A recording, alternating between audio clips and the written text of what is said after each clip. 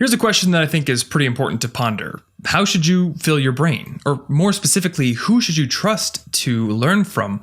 What qualifies a learning resource as worthy of your attention? And once that qualification is set, how much of what they communicate should you actually incorporate into your own life? These questions can be thought of in the context of an idea I had a while ago, which I like to call the stuff that works library. Your brain, among the sea of all other brains out there, holds a unique mix of facts and concepts and practices, advice, and anecdotes that you've heard throughout your life and that you deem to be particularly useful to your situation. It's different from all the content in all the other brains out there because you have your own unique set of learning resources that you expose yourself to, in addition to your own unique set of goals and aspirations and limitations and environment, relationships, etc. Now, as a content creator, this actually takes a lot of pressure off of my shoulders because I know I'm allowed to be imperfect as a teacher. There's no way I could ever be perfect. And in turn, you can allow yourself to learn from me, even though you know my output can never be 100% correct, true, and applicable to your specific situation. If I put out a video with 5 tips on how to focus better, the average viewer might only get use out of 1 or 2 of them. And that's okay, because another viewer might get use out of the other ones. When I go into the content creation process, it's a lot easier for me to flesh out my ideas knowing that no matter how hard I try,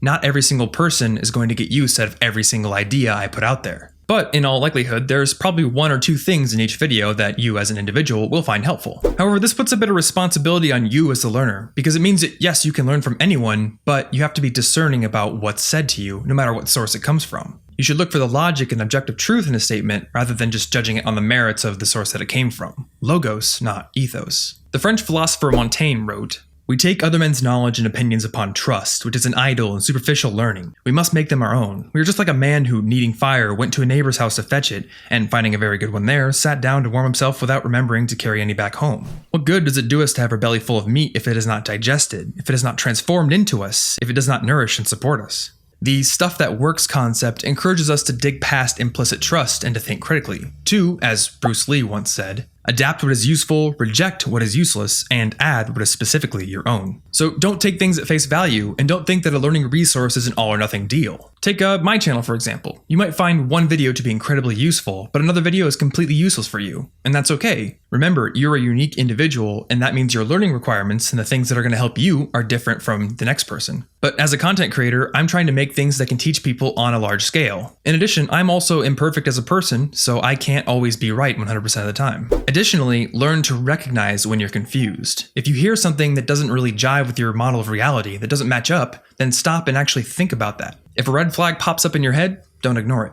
When that happens, either your model of reality is wrong or what you just heard is wrong. One of them needs to be reconciled, and it's not always going to be your model of reality. Think critically about whether something deserves to become part of your own personal stuff that works library, even if it's from a source you already trust. The proper state of mind for learning well is a mix of humility, open-mindedness, and healthy skepticism. So hey, thanks for watching this video. I know it was a bit more philosophical than usual, but I hope you found it useful, and next week we'll be tackling something I've gotten a lot of requests on, test anxiety. So if you want to get that video, make sure you subscribe, and thanks for watching this one.